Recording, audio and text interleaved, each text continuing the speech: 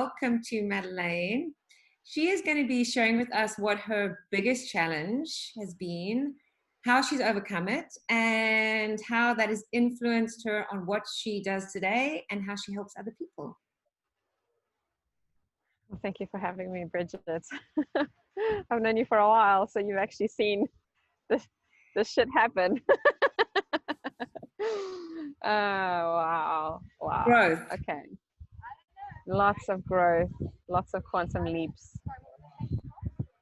And yeah, so the question is that you're presenting to me is, what has been the hardest thing to overcome? Mm-hmm. Doing what I want. Okay, let me think about this. The hardest thing, there are many hard things. The greatest thing is probably, there are probably several, but the one that comes to mind first for me is trusting my own genius instead of doubting that my gifts are not valuable, because they don't have to be valuable, they just are. Trusting that and knowing that you can make something out of who you are instead of conforming it around what people tell you it should look like, if that makes sense. So what I want, yes, but it makes sense to me because I know you.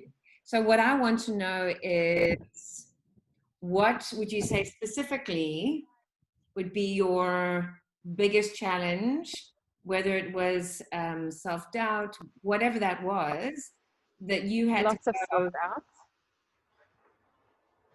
that I had to grow past. Mm-hmm. Oh, plenty, lots of self-doubt. Um, self-doubt, self-trust was essentially what self-doubt is. Trusting that you can actually rise to the occasion. So it's a lot of tolerance. It's calibrating yourself to your next level in tolerance and holding it and showing up that way and being consistent in it and not collapsing once you decide. How did you do that? I learned how to read the architecture of my mind, which is now exactly what I teach other people to do. So in anything, and this is I know I present myself as a relationship dynamic facilitator and mentor, but the secret sauce behind successful relationships is about having a successful relationship with yourself.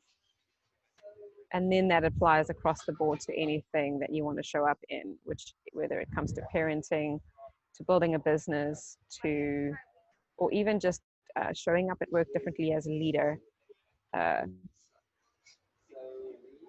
Yeah, anything and everything. When you make your decisions, and you know how to catch those thoughts because you understand the pillars and the architecture of your mind when it's unhelpful and it makes you feel powerless versus the architecture of where it actually takes your power. You give yourself your power back and then you override the old patterns to really show up. So that I think is hard. That is hard. Learning how to speak the truth to yourself and catch yourself so that you can do what you do. Do what you decide you're going to do and follow through. So when was the time you didn't have your power that it became important to you for you to get your power back? Because clearly that's a common theme with this, right? It's about getting your power back. Oh yeah. Where many areas it looks like so many different things. For example, in my business, I was always looking to outside sources of how my business should look, how it should run. I should have an email list, I should have funnels, I should have XYZ. You know what my business model is? I go onto Facebook and Instagram and I drop comments and people find me in my inbox because I know how to speak the truth. I know how to see it. I know how to spot them. And then they find me. My website isn't even complete. I don't have one. I don't have a mailing list. And in September, I made 6 figures. Wow, that is incredible. Incredible. So I break the paradigms. of how things are supposed to look. So what was the lowest point that made you go, no, done, to make the shift? Because there has to be that has to be a breakthrough. There has to be. There's several. The breakthrough was when I was doing a lot of networking. Actually, that's the first one that comes to mind was I just felt that when I was networking, people wanted to place my business in a box, and I'm not the kind of person you box. You know, that would be like going against my genius, really.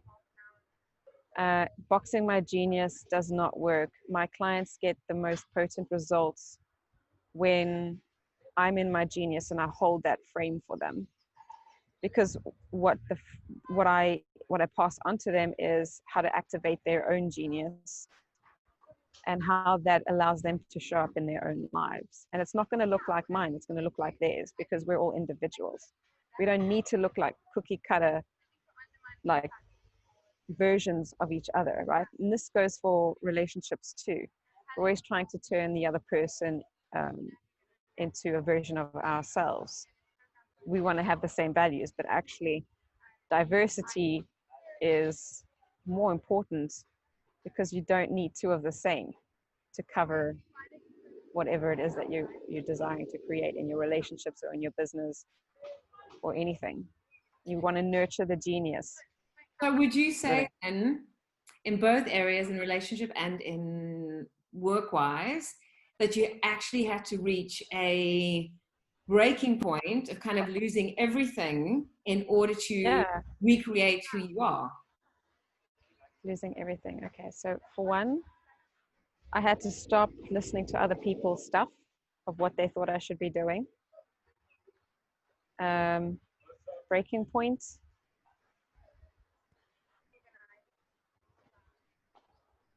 You just know, you know when you have this internal conflict. So my breaking point was actually the ending of my relationship. So first it was the networking thing where people told me how my business should run so that it suits them, which is not how it works. That's what happened. That was a breaking point for, then I'm like, yeah, I'm done with this. I'm also bored with what I'm coaching. I need the next up level, and I need to do it within integrity within myself. So then there was a period of 18 months where I didn't coach for a while, and I didn't know what I was going to do. I had no clue. I was in the dark. I was suspended in the dark with no sight to see. I was in the unknown. And then I decided to try and formulate a business with all the things around it, the list, the websites, the programs, all of it neatly spelled out, packaged, whatever. It never worked. And then I went through a relationship collapse, which you know about. And then I just, that was a breaking point for me, because I realized that the reasons why I got into that relationship, what my motives were, they weren't made from empowered decisions. They were made from very disempowered decisions. And just like a lot of things just they just hit me. And I started seeing the dynamics across the board of the motives why people do what they do. What is the architecture of your mind and the motives for what we create. And it was an imbalance of power. And I started writing about conscious relationship dynamics as I realized my own stuff. You really have to hold a mirror up to yourself and face the truth of where you have denied responsibility for showing up in your life and the choices that you make, which was really the hardest point, because it's like drinking poison. It doesn't feel good at first. So I do a lot of shadow work. For that aspect, and then I empower that. And then I started writing those posts, and people just started reaching out, and my new coaching business was born. I had to really submit to the dark, as in trust. I had to let go of my saboteur mind that needed everything spelled out linearly. I needed to see everything that never worked. So really, the hardest thing for me, I had to back myself, because I was the one that was going to make it happen. There's nobody else that's going to stand up for you to make it happen for you. You have to make that decree. You have to decide that you value it. You have to know that what you have to offer is valuable and without question, because that's when you then revert to the old sabotaging kind of thinking that will trip you up, and then you'll stop yourself and all the things that gets in people's ways of manifesting or actualizing their dreams. So And once I learned how to do that, it was quick. And if you hadn't have taken those, it was 18 months, you said, hey? That if you hadn't have actually 18 months of me hustling. Yeah, and if you kind of hadn't have taken that time, then possibly you wouldn't have got the clarity that you've got. But sometimes you've got to almost kind of stand back from it and just kind of assess it. But sometimes we're so busy doing that it's really hard to be in flow and just to let go and trust. It's all we trust. It's all we trust. It's and the funny thing is that it's a pattern. It's a pattern of mistrust, of self-mistrust, because we always taught to place our trust in this, place our trust in that. Even in relationships, you know, these dynamics work throughout interpersonal relationships, from personal relationships within yourself to interpersonal relationships to within the family unit to within a wider circle, within a social circle, within a community circle, and then you can go national and global. It's all the same, but at the end of the day, nobody's going to give that to you. You actually have to realize that if the pattern is repeating and you're hustling and there's no results, something's got to change. You can't do more of the same. What does Einstein say? Like, doing the same thing and expecting different results is the definition of insanity. Yeah, and it's true. And once I learned the architecture of what I call my shadow archetypes, because I dabble in the archetypal shadow work. It's a personification of the things that run in our mind that disempower us, disempowering choices, and in the patterns we occur all the time. So then you have to unprogram that and reprogram over that more empowering belief systems, so that you can actually make the decisions that are going to get you the results with less hustle. I don't work more than 4 to 6 hours a week. Everything is play for me.